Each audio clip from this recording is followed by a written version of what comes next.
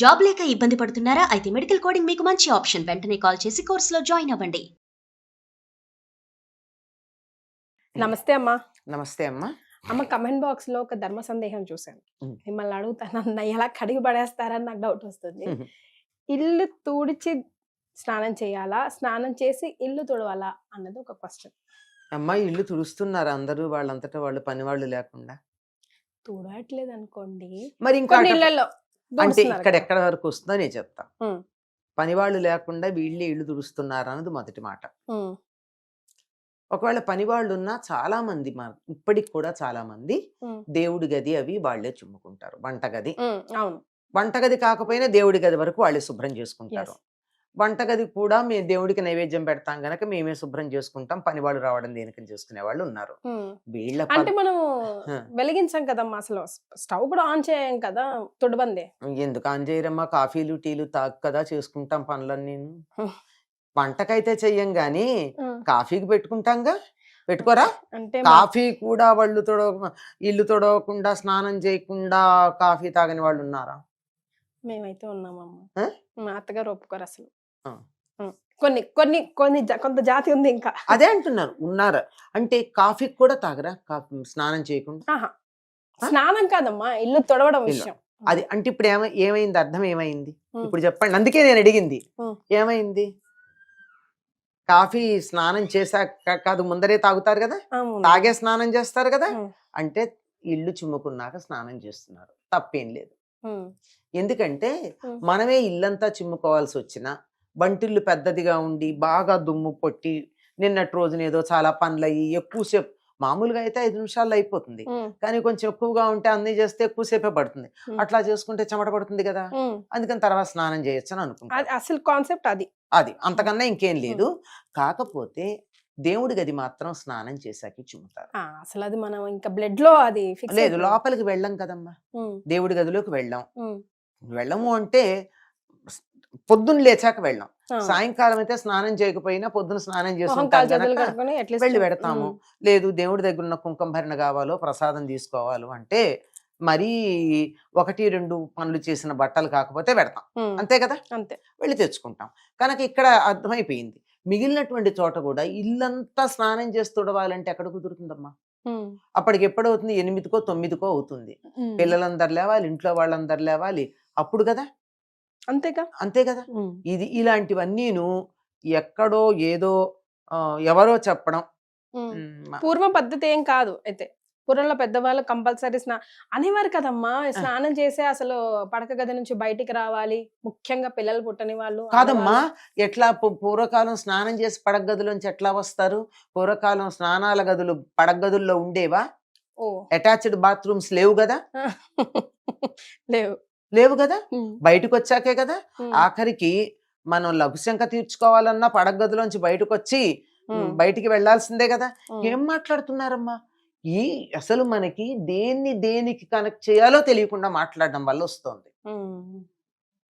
పడక గదిలోంచి బయటకు వచ్చిన తర్వాత కాలకృత్యాలు తీర్చుకుని స్నానం చేస్తారు, అంతేగాని పడగదిలో స్నానం ఎక్కడ చేస్తారు? అటాచ్డ్ బాత్రూమ్స్ ఎక్కడున్నాయి?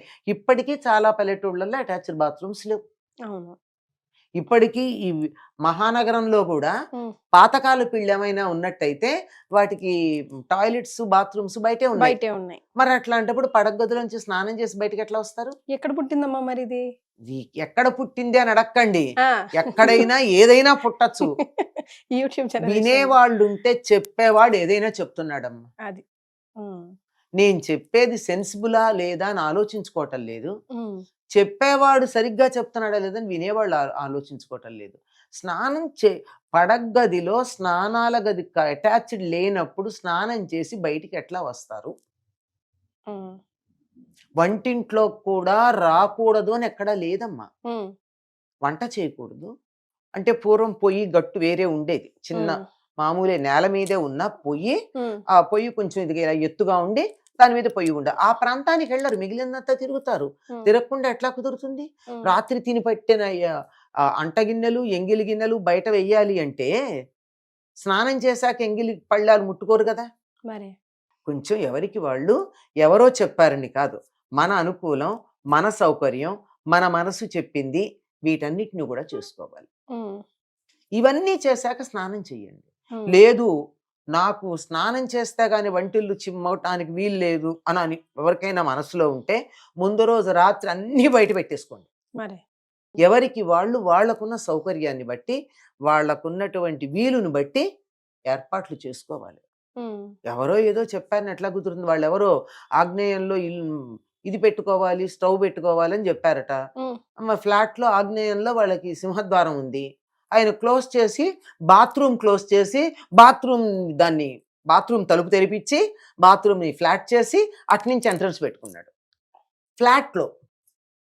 ఇట్లాంటివి వెర్రి పనులు చేయడం కన్నా సౌకర్యం చూసుకోండి.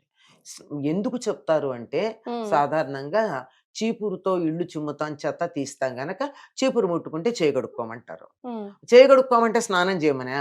మరి కాదు కదా. పైగా చీపురికి ఇంకో పేరుంది, ఉమ్, శ్రీ మహాలక్ష్మి అంటారు. అవునమ్మా. చీపురిని కాలుతో తన్నకూడదు, ఎడం చేత్తో తీయకూడదు, చాలా జాగ్రత్తగా చూసుకోవాలి. ఉమ్, మరి అంత శ్రీ మహాలక్ష్మి లాగా చేసేటటువంటి చీపురిని ముట్టుకుంటే ఉమ్. పనికిరాదని ఎలా అంటాం? అదే ఆ, కదా ఆ? ప్రశ్న, అదే కదా. శ్రీ అది మహాలక్ష్మిని స్నానం చేయకుండా ఎలా ముట్టుకుంటావు? ఆ, రాత్రి wife and husband private time తర్వాత స్నానం చేయకుండా వచ్చి ఎలా ముట్టుకుంటావు? అక్కడే కదా క్వశ్చన్ వస్తుంది. అదా ప్రశ్న. ఆ, అట్లా ఏం లేదు. మరి చిన్నపిల్లలు దేవుడితో సమానం. ఉమ్, పిల్లలు ఏడిస్తే ఎత్తుకోవడం మానేస్తున్నారా ఉమ్. ఏమ్మా? మరే అసలు ఎక్కడా కూడా చెప్పినటువంటి దాన్ని నీకు ఎక్కడికి ఆపాలి, ఎక్కడ తీసుకోవాలి అనేటటువంటి దాన్ని లేకుండా అయిపోయింది. హాయిగా సౌకర్యాన్ని బట్టి ఉమ్, మీకున్న వీలు బట్టి ఉమ్, చక్కగా స్నానం చేసైనా ఇల్లు చిమ్ముకోండి. ఇల్లు చిమ్ముకున్నాక చెమట పడుతుంది, మళ్ళీ కాళ్ళు చేతులు మొహాలు అన్నీ చచ్చినట్టు బాగా కడుక్కోండి. అవును. మరి దేవుడి గదిలో దీపం వెలిగించాలంటే మరి అప్పుడు శుభ్రంగా ఉండాల్సిందే కదా. శుభ్రంగా ఉండాలి కదా. ఇది చెయ్యండి. లేదంటే హాయిగా అన్నీ చేసుకుని స్నానం చేయండి, అది తప్పలేదు. ఇంకో సంగతి చెప్తాను. ఇంతకు ముందు కూడా చెప్పాను మన దగ్గరే. భార్యాభర్తలు మీరన్నారే ప్రైవేట్ టైం అయిన తర్వాత ఆడవాళ్ళు స్నానం చేయాల్సిన పని లేదు, లేదు. మగవాళ్ళు చేసి తీరాలి. శాస్త్రం చెప్పిన మాట చెప్తున్నా. దాన్ని రివర్స్ ఉమ్, ఆడవాళ్ళకి అంటించేశారు. అంటించేశారు అంతే. నేనే మెత్తని వాళ్ళని చూస్తే మొత్త బుద్ధి అయిందని మరి అందులో ఈ ప్రశ్నలు అడిగేది ఆడవాళ్లే కదా. ఆ, మగాళ్ళు ఎవరిని అడిగారా? అడగ- లేదు. ఇలాంటి పిచ్చి ప్రశ్నలు అడిగేది ఆడప్పలే గనక వీళ్ళకే అన్ని అంటిస్తారు. జాగ్రత్తగా ఉండండి, పిచ్చి ప్రశ్నలు అడగకండి, చక్కగా ఉండండి, హాయిగా ఉండండి. అమ్మ మన పురాణాల స్టోరీలే ఒక్కొక్కటి ఉమ్, మహాబాగా చెప్పారు. ఇప్పుడు పోలి కథ మీరు మహా అద్భుతంగా చెప్పారు. ఉమ్, అందులో కూడా ఏముందమ్మా, భావనే కదా. అంతే. ఏది లేకపోయినా ఉమ్, ఎంత ప్రేమగా చేసిందన్నదే ముఖ్యం. ఏ అంతే. పనిలో అయినా అదే కదా. అంతే కదా. అదొక్కటి గుర్తుంచుకున్నా చాలు కదమ్మా. ఈ పిచ్చి అయితే ప్రశ్నల బదులు. అన్ని మన అవకాశాలు ఉన్నప్పుడు కూడా ప్రేమ ఉందిలే అని చెప్పి నిర్లక్ష్యం చేయకూడదు. ఉమ్, అవకాశం లేనప్పుడు అయ్యో నాకు యువతల అవకాశం లేదు గనక, ఆ మనసు ఆగలేదు గనక ఇట్లా చేస్తున్నానని చెయ్యాలి తప్ప వీలున్నప్పుడు ఎందుకు చేస్తాను చెయ్యం. నమ్మకం మూఢనమ్మకం కాకూడదు, మూఢనమ్మకం నమ్మకం కాకూడదు. అంతే, అంతేనా? There is a thin line. We have to చాలా understand. జాగ్రత్తగా ఉండాలి.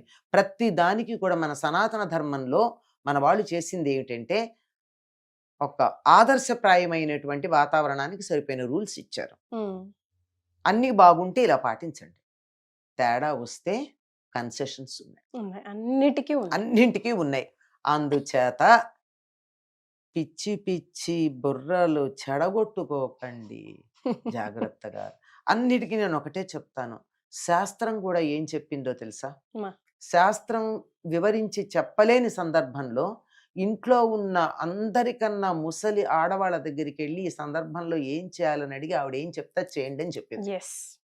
ఎందుకంటే అనుభవం. ఉమ్, కొన్ని సందర్భాల్లో శాస్త్రం అన్ని సిచ్యుయేషన్స్ని చెప్పలేకపోవచ్చు. ఉమ్. అట్లాంటప్పుడు అనుభవం చెప్తుంది. అనుభవం చెప్తుంది. ఉమ్, అందువల్ల ఇంట్లో మీ అమ్మ కానీ, మీ అత్తగారు కానీ, మీ నాయనమ్మ కానీ, మీ అమ్మమ్మ కానీ వాళ్ళని అడిగి వాళ్ళు చెప్పినట్టు చేయండి, జీవితంలో బాగుపడతారు. సూపర్ అమ్మా. On this note, thank you so much.